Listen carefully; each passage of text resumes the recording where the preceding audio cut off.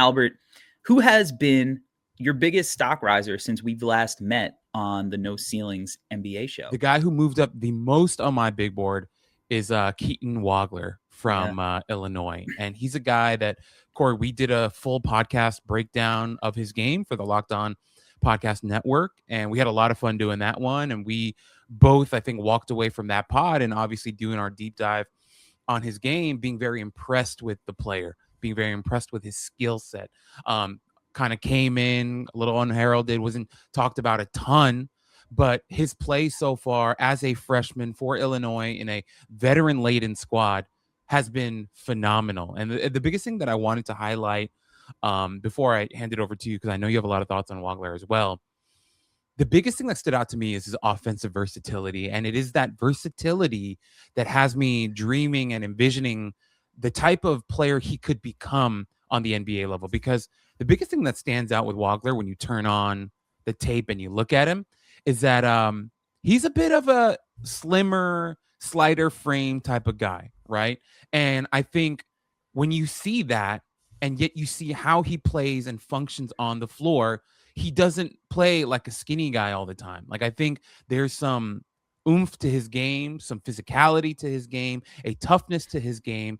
And the biggest thing that stood out to me is how comfortable he is on the college basketball floor as a freshman playing with veterans. It's taken him some time for sure. I don't want to say from the jump he was like, fully comfortable. But if you think about from the start of the season to where he is now, he has fully found himself and the role that they're asking him to play. And now with the injury to Boswell, now we're starting to wonder what this is going to look like even more as his role continues to grow. So I'll take a pause there, but I just wanted to say, Corey, like, he's a guy, and then also the playmaking field that he has. And so, like, if you mix all that in, the outside scoring, the passing ability, right, the way that he's carrying himself on the floor, I have myself dreaming and wondering if on the NBA level, as he grows into his frame and his grown man strength, if he could be an initiator, a number one guy on an NBA team, like really leading your offense with how versatile he is. So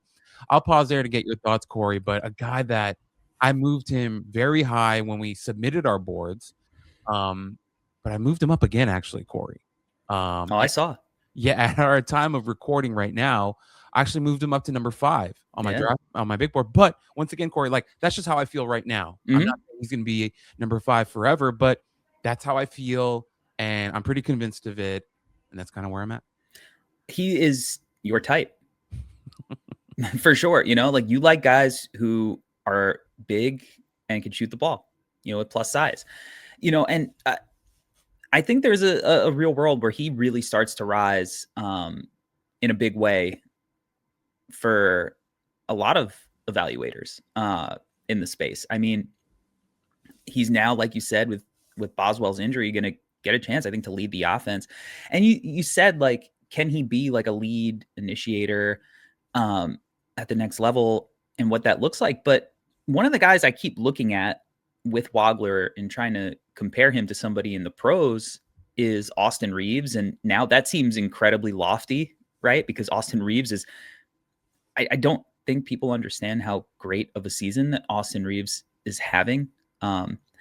What he's doing, scoring at the volume that he's scored at, playmaking at the volume he's made plays at, getting to the free throw line at the rate that he is getting to the free throw line, he's in some pretty rare company. It's like Dame Lillard, James Harden, Chauncey Billups type stuff.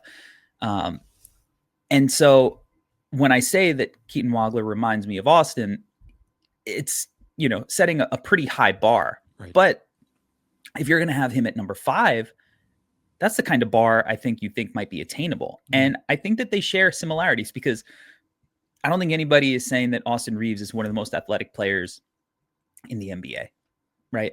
I think he had 2 dunks his senior year when he was much older than Keaton Wagler is. Keaton Wagler is not an above the rim player, no. But within the lack of vertical pop, they have this start stop, this smoothness in change of directions, and the ability to weave in and out of tight spaces.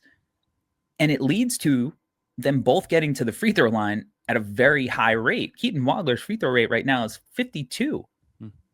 I mean, when you look at a really skinny kid who definitely needs to get stronger, because I think it affects him on the defensive end more than the offensive end.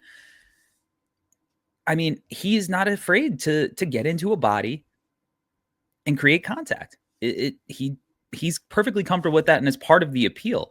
You add in the fact that he's a real deal shooter. He's hitting 39.4% of his threes as of today on 10.3 threes per 100 possessions. He's shooting 82.4% from the free throw line. He's a kid with real touch, creation ability, can play on or off the ball, and likes contact on the offensive end. And then you look at the playmaking. And right now he's got a 22.3 assist percentage. That is bound, I think, to go up amongst this Boswell injury. If you looked at the first game that Boswell missed, he had 8 assists to 0 turnovers, Keaton Wagler. So this is a kid who clearly has plus feel. I mean, he's going to be a guy I think has already risen on a lot of boards, but has the potential to get into that 5 to 10 range because, to be perfectly honest, outside of that top 4 group of AJ DeBonsa, Cam Boozer, Caleb Wilson, and Darren Peterson, I don't think there's a fifth guy who has cemented himself at the number 5 spot. Kingston Flemings has certainly thrown his name into that mix. Michael Brown, I still think has perfectly is within his rights to believe that he belongs there as well.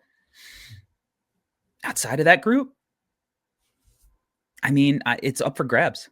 I think Jaden Quaintance obviously is somebody who, I mean, is probably needs to be mentioned there as well. But outside of those guys, why not Keaton Wagler?